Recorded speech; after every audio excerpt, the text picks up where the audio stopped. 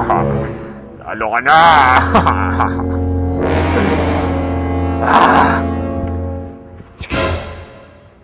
Guys, nagtataka ba kayo kung bakit ako nananakot? Siguro kasi, feel ko lang. O siguro naman kasi lumalalim na ang gabi.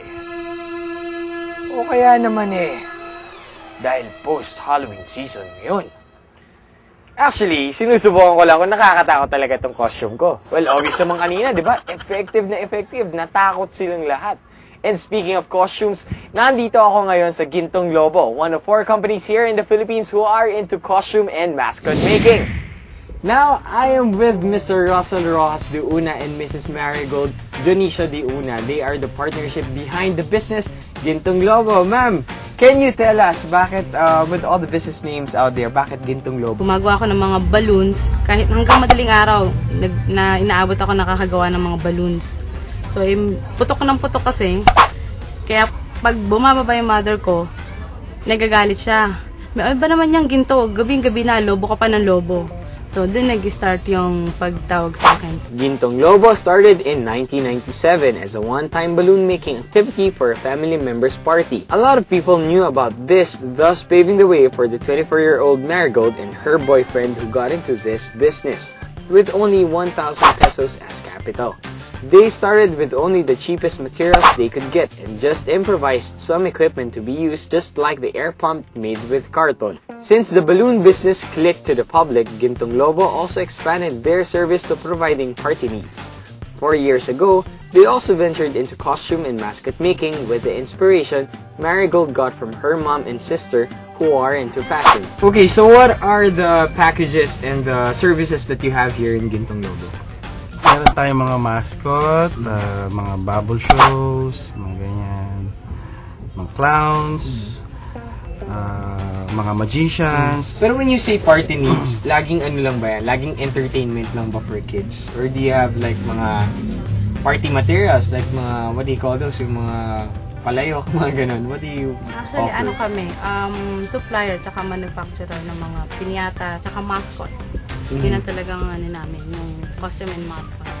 And of course, you also have mga clown shows and yung mga Yes, lahat mascots, ng diba? accessories, yes. And later on, makikilala nyo sila, nandun lang sila sa likod, nagpe-prepare. Gintong Lobo has now 40 employees in their labor force, serving a lot of big companies with their party needs all year round. I'm sure a lot of them are curious to know kung meron nga bang profit sa ganitong klaseng business. So, ano po ba yung profit niya? For example, just a rough figure, monthly, how do you earn and what figures can you give us? January to December, iba-iba siya. Kasi yung iba, pagka-December, talagang yun ang tinatawag namin peak season. Yung December, sabihin na natin na times 3 ng March, kasi pasok na yan. Ay, ano na yan, bakasyon. Peak season, mostly 70-80. Aside from earning money, this business also seeks to make things affordable and accessible to the public. So ma'am, I think a lot of them would like to, get some tips from you, being, a pioneer, one of the pioneers in the business. Ano ba yung mga gusto nyong ipaalala sa kanila when entering into this kind of business? Sa mga gustong pumasok po ng ganitong negosyo o sa anumang klaseng negosyo, huwag niyo lang pong kalilimutan na pagpasok sa isang negosyo ay hindi biro o hindi talaga simple, lalo na sa ganitong parties or mga ang ginagamit sa mga events. Ang pinaka-importante kasi yung nasa puso natin, yung ginagawa natin. Kasi kapag kahilig mo, talagang gusto mo, hindi mo inaano yung oras o yung pagod. Hindi ko na inaano yung magkano ang kinita namin, hindi yun. Makita ko lang masaya yung bata at saka successful yung party namin. Hindi na babayaran yun. Ako simple lang. Wag lang nila kahihiya yung magiging maglulubo. Yun lang. Dahil sa maglulubo o magmamaskot, kumikita tayo dyan eh. Yun lang ang tip ko sa kanila. Hindi dapat ikahiya yung ganito klaseng negosyo. And it's a decent business. Decent ito at hindi masama. Flowers are a must sa mga memorial services. I know, Iko, it's a very sad moment for those who are left behind, but flowers do give a little pick-me-up all over ambience during the wake. And a lot of people expressed their condolences by offering different kinds of blooms. These flowers kasi symbolize hope in that context. That's why a lot of people opt to give it. Usapang bulaklak na naman tayo. Guys, let's watch this.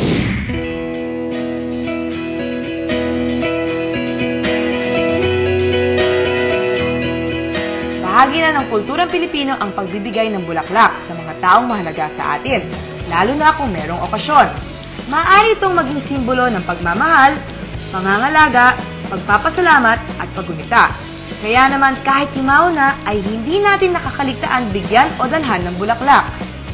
Siguro yung flower shop namin more than 20 years na. So nag-start to kasi dati, yung nanay ko kasi, naglalako lang ng bulaklak sa Baclaran, sa Divisoria. So hanggang nakakita sila ng pwesto doon sa kabila pa, sa gitna pa.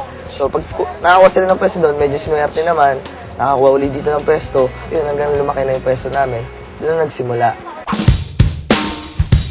Yung ginagawa po natin na basket, mga magkano po ang lalabas dito? So ito mga worth 1,000 pesos. 1,000 pesos. Kuya, ilang flowers ang nagagawa nyo na ganito yung mga basket na tulad nito sa isang araw? So sa araw, siguro kaya namin buha ng 100, more than.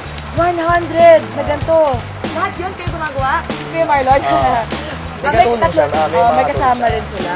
Siyempre, ang peak season para sa mga ganitong flowers, kailan? November.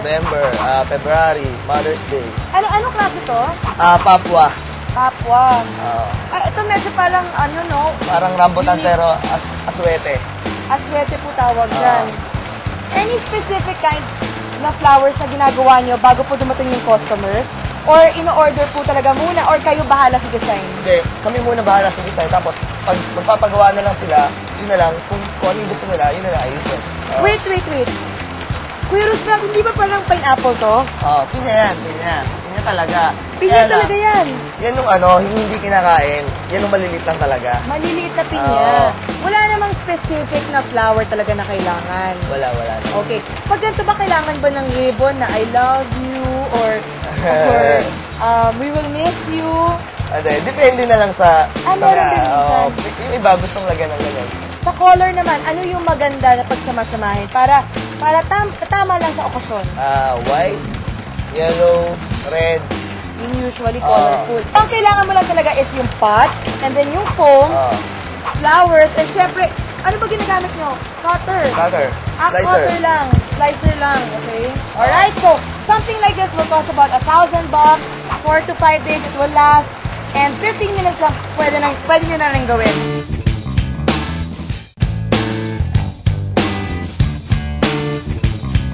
Dati kasi, syempre, kumbaga, may flower shop lang dito, halos kami lang, konti lang talaga. Siguro mabilang mo, may 20 o 10. Ngayon, sobrang dami na. Kumbaga, ang dami mo ng kakalaban, competition. Kumbaga, medyo mahirap na. Kung dati, kaya mo mabenta sa isang araw ng 50,000, ngayon, 10,000, pahirapan eh. Kasi sobrang dami nagtitinda. Pero kung advice ko lang, kung gusto niyo magtayo ng flower shop, siguro kung yung mas maganda yung market mo, mas maganda. Ang pagnenegosyo ay parang pag-aayos ng isang bouquet of flowers. Different colors and different scents ang kailangang pagsamasamahin upang makabuo ng produktong tatangkilikan ng marami.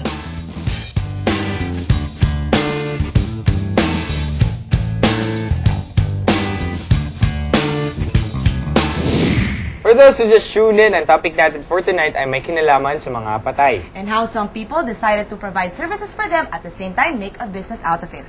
And when we come back, let's meet up with people who deals with another component of this business. All that and more sa pagbabalik ng pinakabigating business show ang Go Negosyo Big Time! Yes, I've heard it already. Parang narinig ko na nga. Sa TV o saan nga ba yun sa... Yung for hire pa nga, di ba? Eh sa akin, di bahala na pamilya ko pagka halimbawa namatay ako, di. Wala na akong pakialam doon dahil hindi ko na alam 'yon. Hindi pa. Wala pa, Hindi pa. Oo, narinig ko na siya. Bali, parang special feature siya doon sa isang TV show dati. Kaya nakita ko na. Parang hindi, kasi kumbaga yung memory nung patay nyo, gusto mo medyo matagal naman ng konti. Hindi pa po. Hindi pa. Never. Hindi pa po.